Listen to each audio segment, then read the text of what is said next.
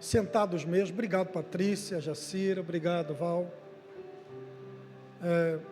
Que a gente sempre continue, né, resgatando essa reverência pela palavra de Deus, de lermos em pé, ou trazermos o manual bíblico. Sei que o smartphone ajuda,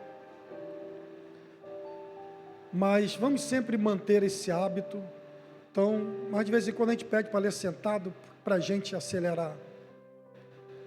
O texto diz que o Senhor Deus fez, como de praxe, uma visita a um homem, foi o nosso pai, Adão.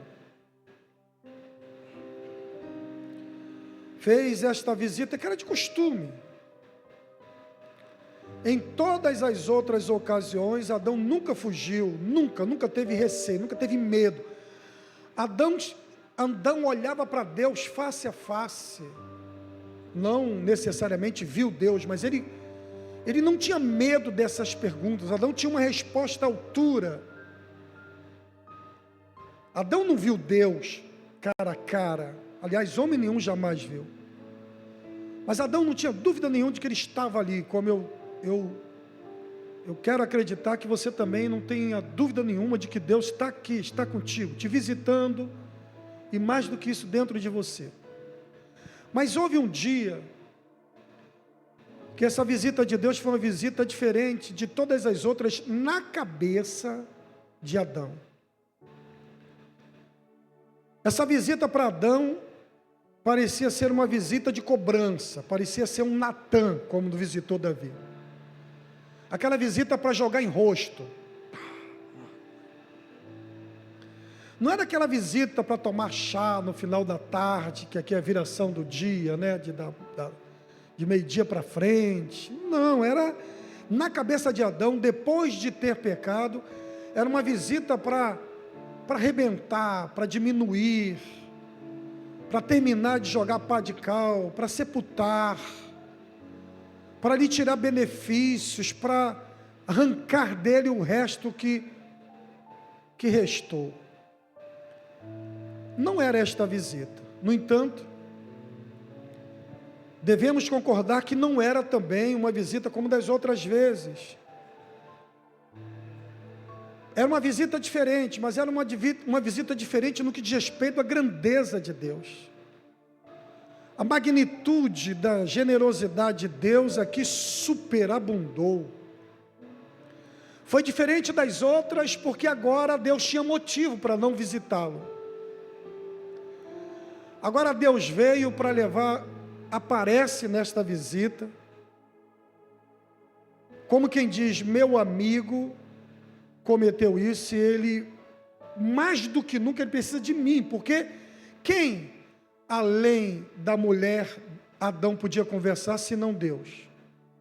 Não tinha outro homem para conversar, amigo, não tinha o bar, não tinha uma birosca, o que tinha talvez era uma macieira, o que tinha talvez era uma videira, né?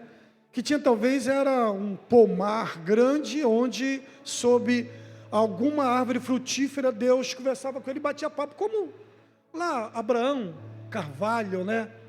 Os carvalhais, Deus costumava chegar. Então Adão só tinha Deus, então Deus agora resolve fazer-lhe uma visita, talvez a mais significativa de todas as visitas que Deus sempre fez. A visita de quem está quebrado, arrebentado, vivendo conflitos até então jamais vividos. E Deus então, ao chegar, o texto sagrado diz que ele fala algumas coisas que não estão escritas aqui no texto. E Abraão, a impressão que eu tenho aqui no texto, estamos no versículo 9, não é isso? O versículo 8 diz que ouviram a voz do Senhor. Eu fico imaginando, o versículo 9 é que diz o que Deus falou.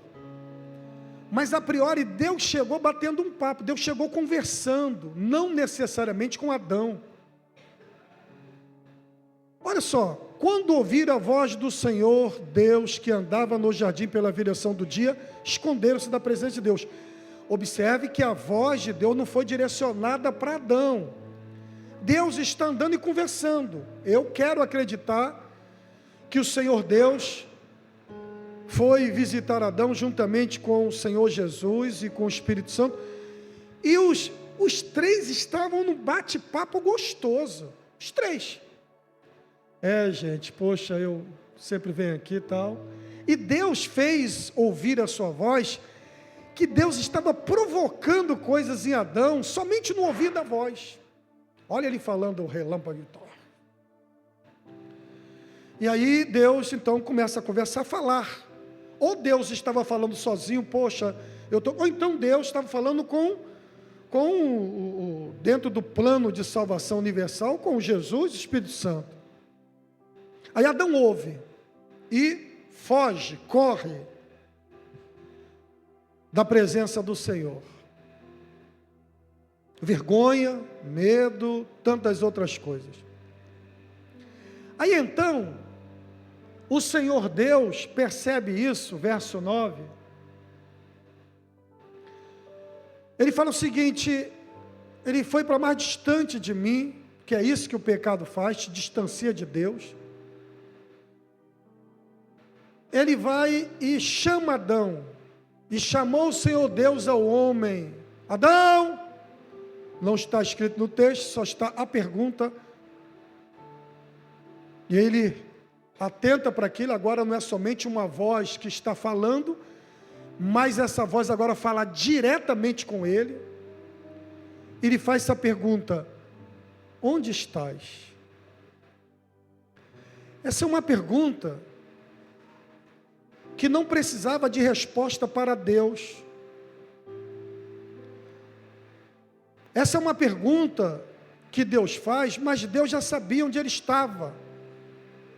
Então por que é que Deus faz essa pergunta? Porque Deus faz essa pergunta porque Deus quer que Adão discirna a geografia que ele se encontrava no momento, conquanto ele ainda estivesse no paraíso.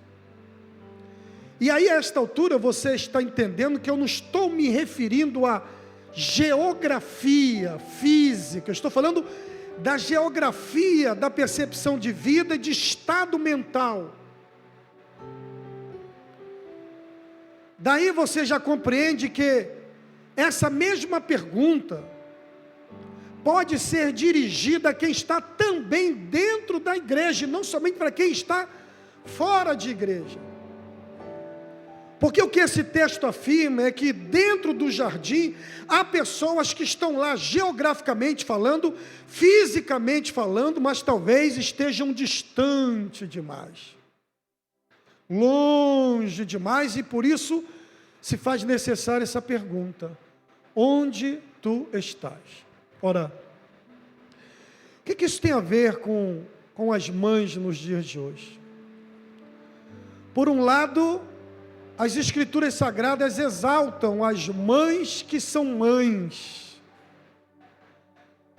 Por um lado, as Escrituras Sagradas, ao próprio Deus, enaltecem as mães que fazem dessa santa vocação um prazer, um ideal de vida, e desenvolve isso com maestria, com uma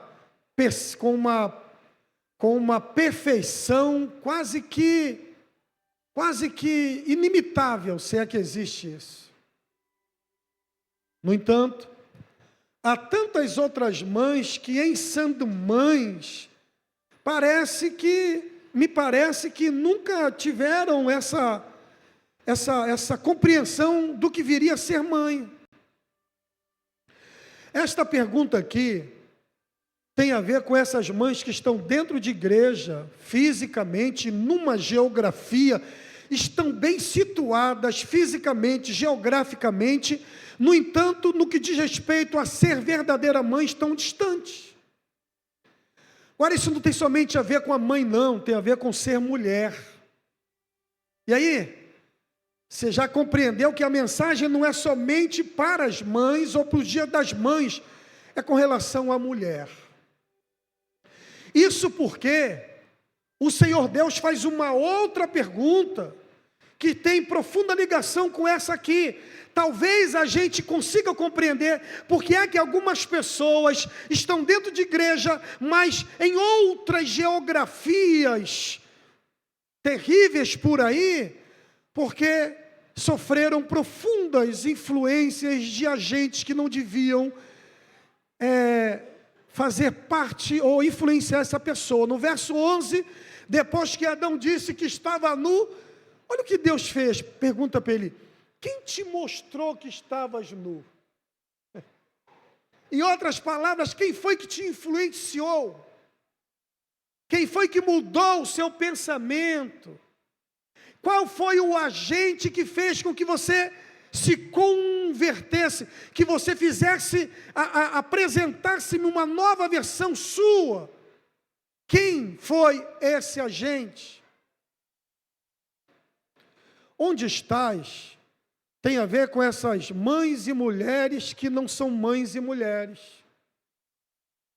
São influenciadas por esse tempo moderno, que, como eu vi uma mulher falar para mim, estou com nojo do que eu ouvi esse homem falar dessa mulher. Esse onde estás é para essas pessoas que frequentam a igreja há 10, 15, 20, 40 anos, mas talvez nem saibam a importância de estar aqui. Não compreendem a importância de ser mulher. E essa pergunta, quem te mostrou? Deus já sabia que foi a serpente. A serpente que influenciou, ele comeu, a consciência dele julgou e disse: caramba, cara, agora você sabe o bem e o mal. Talvez essa pergunta, a resposta não seria a serpente, a resposta foi o feminismo. Foi o tempo moderno, né? Como diria aquele roteiro de Charles Chaplin, tempos modernos, né? Agitados e nos dando o direito de pensarmos o que queremos pensar, porque afinal de contas, eu sou um ser pensante, claro. Mas nós recebemos diariamente influência do mundo externo. Eu fico vendo essas frases dessas mulheres que não sabem, meu Deus, que estão cavando as próprias sepulturas. Comigo, homem não manda, quem manda sou eu, aqui quem faz sou eu. Estava vendo uma palavra, não sei quem estava me dizendo, não é? Um pastor que fez 50 anos de casado, não é? Foi ontem uma pessoa me dizendo, ontem estive num evento de 40 anos de casamento de um casal aqui da igreja, e hoje estaremos orando por eles. Eles não vieram aqui hoje porque estão namorando seguramente, pelo menos assim imagino. Aí eu fiquei admirado o que eu vi, sabe, da boca dessa pessoa. Um pastor e a sua esposa fizeram 50 anos de casados. 50 anos, Patrícia, de casados.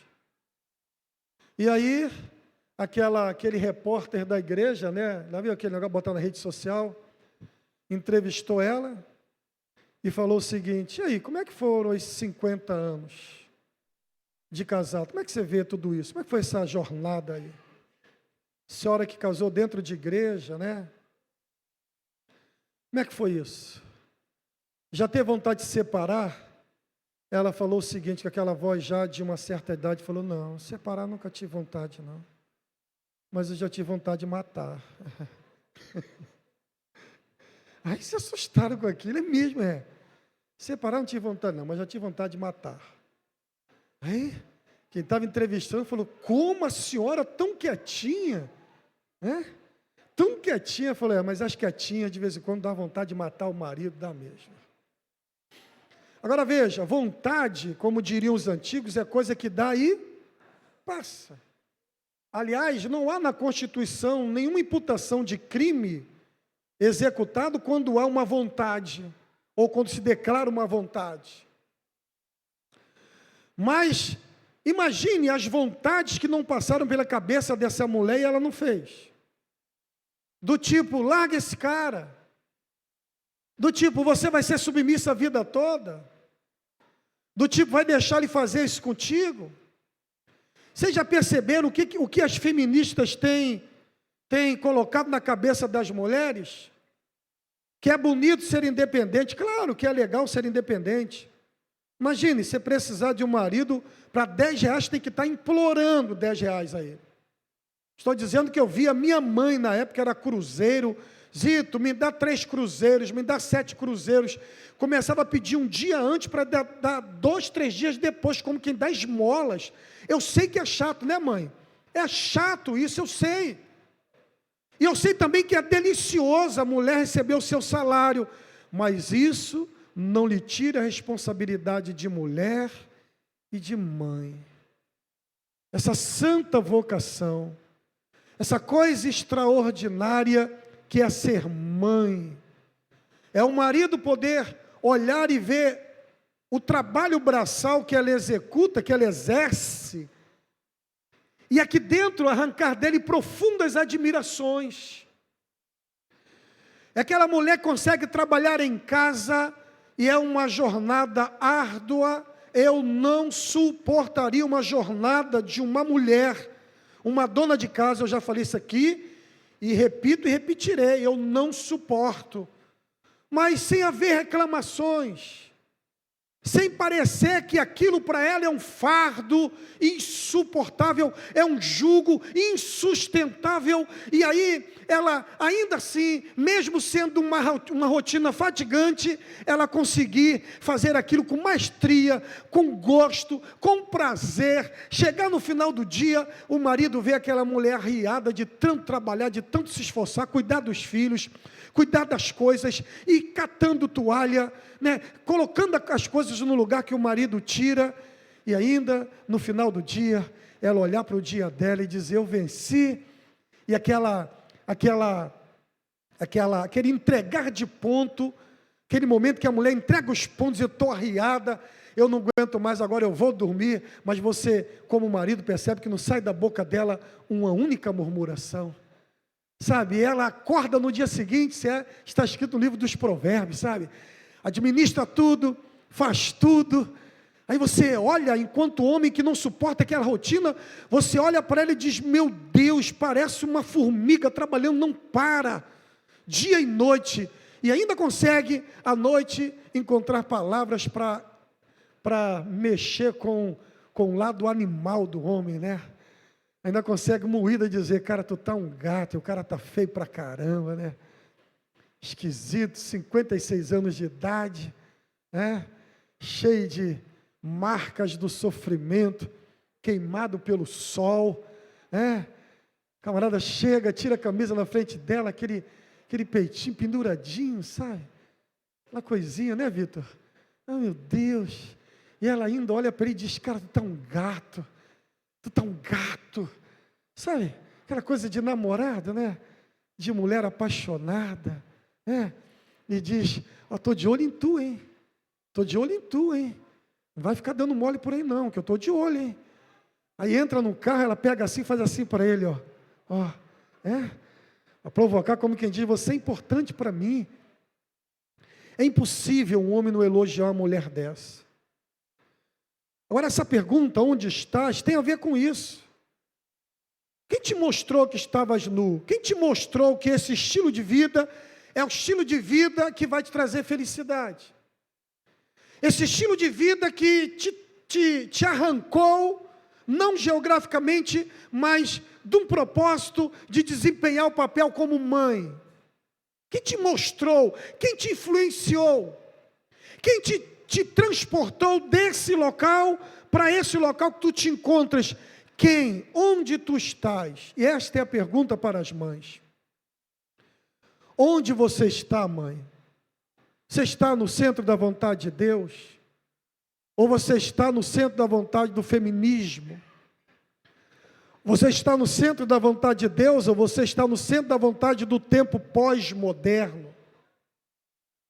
Você está no centro da vontade de Deus ou você está no centro da sua própria vontade? Porque, como disse a esposa de pastor, vontade de matar eu tive, mas não fiz. Vontade de tomar meus próprios caminhos eu tenho, mas não faço. Sabe por quê? Porque ninguém vai me tirar da posição que Deus me colocou. A vocês, mães, que são mães e conseguiram todo esse tempo ser mães, e conseguem ser mães, e lutam por esse objetivo, Deus seja louvado. Agora, se você se perdeu no meio do caminho, reflita sobre essa pergunta: onde estás? Eu estou dentro da igreja. Você pode estar dentro da igreja, como Adão estava no jardim, mas longe daquilo que Deus queria para você, o que quer para você. Mas eu tenho uma boa notícia aqui. Por mais que você tenha saído um pouco, por mais que você tenha pegado aí um caminho, um atalho, por mais que você tenha trilhado seus próprios caminhos, o teu Deus, o meu Deus, nunca vai desistir de você. Diz o texto sagrado que Deus fazia com que Adão ouvisse a voz dele. Antes de Deus ele dirigir a palavra, Deus faz ele ouvir a palavra. No verso 8. Aquilo foi um sinal para Adão, como quem diz: Deus não abandonou a gente, Ele ainda insiste com a gente. Ele não veio aqui para lançar em rosto, Ele não veio aqui para me diminuir, Ele veio aqui porque Ele tem obra a realizar aqui. E é aí que Ele se revela como Deus, porque Ele não é homem, porque se fosse homem, Ele viria aqui somente quando eu estivesse bem. Mas exatamente por Ele ser Deus, Ele vem exatamente nesse momento que eu não tenho ninguém. Só tenho Ele para conversar. Glórias a Deus por isso. Onde estás, mãe? Que geografia tu tens estado? Quais os locais você tem frequentado, não somente com os teus pés, mas também, sobretudo, com a sua mente, com os seus pensamentos? Filhos, ajudem as suas mães a perceber onde elas estão e deem um toque caso necessário. Filhos, ajudem suas mães nos seus surtos, ajudem suas mães nas suas neuras, ajudem a curar as suas mães, e não corroborem com os seus surtos, antes trate e cuide delas. Nós temos agora, mamãe, uma homenagem a você. Essa resposta leve para cá, essa pergunta leve para casa e responda à luz disso que nós estamos falando. Meu Deus, onde eu estou? O que eu estou fazendo da minha vida, da minha existência? O que eu estou fazendo do que Deus me deu? Porque ser mãe é uma santa vocação. E vocês, filhos, façam o que vocês podem enquanto suas mães estiverem vivas. A nossa irmã Mara, enquanto suas mães estiverem vivas. A minha mãezinha está ali, eu olho minha mãezinha, você olha assim, ela dormindo na igreja, isso foi uma maravilha de Deus. Deus operou na vida dela. Porque, gente, a minha mãe tinha um semblante muito pesado. Minha mãe é uma mulher que sofreu muito, né, mãe? Dá de mamar 7 filhos. A bichinha sempre foi magrinha, nunca teve muito leite. Naquela época tinha muito aquelas mães de leite, não tinha? Mãe de amamentar. Quantas vezes ontem eu estava falando com uma pessoa, o que minha mãe precisar, eu dou. O que a minha mãe precisar, eu dou. Para deixar minha mãe alegre, não precisa de muita coisa, só fazer um pix para ela. Ela tem um negócio no WhatsApp dela salvo, assim, uma menina fazendo, faz o pix. O pique, é pique. Meu filho, tu já fez o pique? Mãe, já fiz o pique já, mãe, olha lá. Ela fica doidinha, manda a filha dela, confere para ver se o pique chegou. Ele já fez o pique. Eu sei que é o que alegra a minha mãe. É quando aparece aquela notificação, Pix recebido. Só isso que ela precisa para viver. Minha mãe não precisa nada demais. É um banco de igreja para ela dormir e o pique para ela se alegrar e fazer a comprinha dela. Só isso. Aí eu estava falando com essa pessoa, numa época que eu não tinha condição, Numa época que eu não tinha condição, eu determinei, falei, chamei ela e o meu pai, falei, vocês não vão mais trabalhar. Eu não tinha condição. E eu disse, olha, a partir de hoje, cada um de vocês vai receber um salário. Todo mês pode ir lá no escritório e pegar. A missionária Cristina era financeiro. As duas estavam certinhas, não tinha pique na época. Eu estava dizendo para uma pessoa ontem, eu fazia isso numa época que eu não tinha condição, porque eu dizia, se eu esperar tempo bom, eu nunca vou abençoar minha mãe. E agora, graças a Deus, ela é aposentada, não sei o que ela faz com o dinheiro dela, né? É aposentada, mas não me dá trabalho. Minha mãe não me dá trabalho enquanto membro, não me dá trabalho, minha mãe. Não me explora, só o pique. Tem que ter o pique. Toda semana tem que ter um pique. Se não, tadinha, ela passa mal, ela começa a... Ai, estou doente, que não sei o que é lá. A gente tá, mãe, ela fica boa. Faça enquanto vocês podem, faça já. Não espere ter tempo bom. Nossas mães são simples, não precisam de muita coisa. Abracem hoje pela manhã, não se escandalize, que crente escandaliza com tudo, né? Crente escandaliza com tudo. A Cláudia botou lá, falou, Alexa... Aí botou para tocar uma música, ela sente muito saudade da mãe dela. Acho que é Trem-Bala, né? Tem um texto que diz o seguinte: segure o teu filho no colo, abrace tua mãe enquanto... Abrace teu pai e tua mãe enquanto teus pais, né? Vai, gente, fala. Segure seu filho no colo, abrace e beije seus pais enquanto estão aqui. A vida é trem-bala, parceiro, e a gente é só passageiro prestes a partir.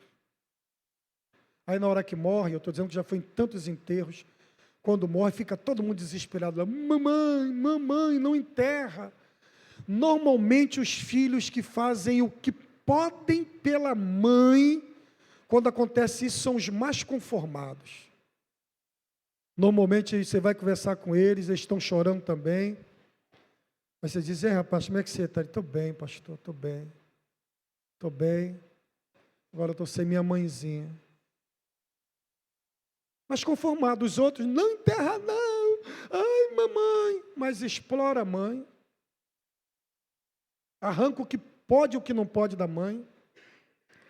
Você acredita que tem gente, agora isso não é mais comum, mas na época, quando você tinha aquele telefone fixo, lembra? E que ligação para celular era uma fortuna, lembra? Tinha filhos que saíam das suas casas, iam na casa da mãe, ligar para celular para os outros, para a mãe pagar a conta. Eu não consigo entender que troço de filho é esse, gente. Eu não consigo, e o que eu estou falando aqui, eu disse para ela quando eu fui casar, mãe, eu não como mais o pão da senhora de graça, estou saindo para não voltar mais.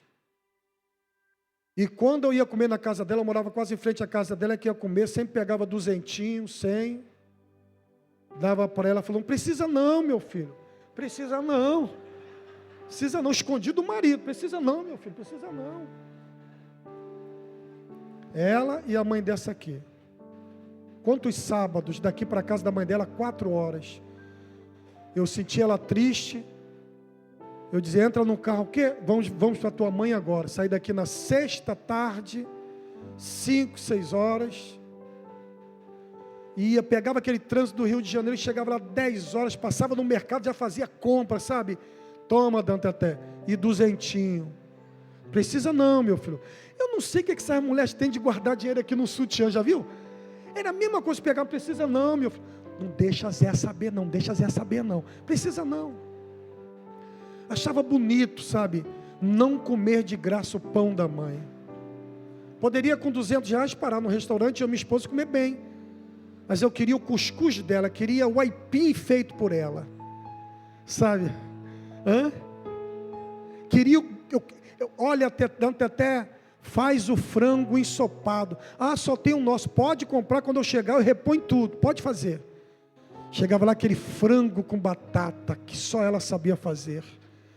Ou se chegássemos assim, 5 da tarde, aquele cuscuz com linguiça mineira, carne seca, sabe, João? Aquele cheirinho naquela cozinha, aquele café que só ela sabia fazer, meu sogro sabia fazer. Mas toma aqui, se precisar tem mais. Estamos falando de dinheiro, mas é muito mais do que isso, é beijo, é abraçar, é fazer a mãe se sentir importante. Quer dizer, mãezinha, a senhora tem valor para mim.